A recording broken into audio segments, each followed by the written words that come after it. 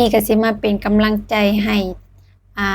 ทางลาวเฮาเนาะทางสปปลาวเฮาที่เพิ่นนั้นได้อ่า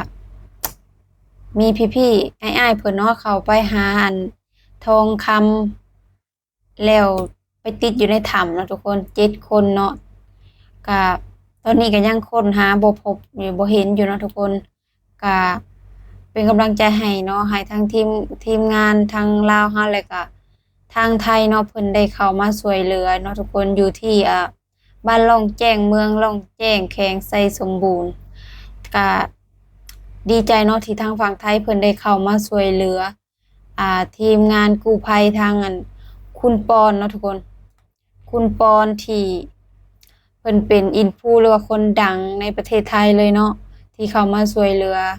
ทางทีมงานเพิ่นก็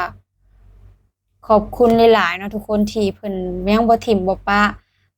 ประเทศลาวเฮาหรือว่าคนลาวเฮาบ้านพี่เมืองน้องกันก็ยังช่วยเหลือกันเป็นหยังมาเพิ่นก็ช่วยเหลือ ก็ดีใจเนาะแล้วก็ทางไทยเพิ่นก็สิมีแบบเครื่องครบหั้นนะทุกคนแล้วก็เพิ่นก็เก่งเนาะกับด้านที่ว่าเฮา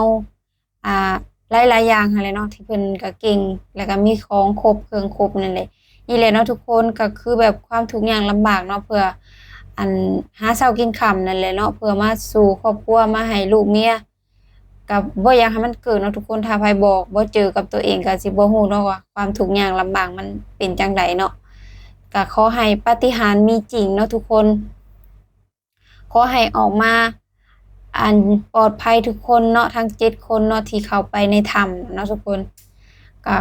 เป็นกำลังใจให้เด้อขอให้ปลอดภัยเนาะทุกคนเนาะก็ขอบคุณประเทศไทยขอบคุณคนไทยนั่นแหละเนาะที่เข้ามาช่วยเหลือทางลาวเฮาเนาะ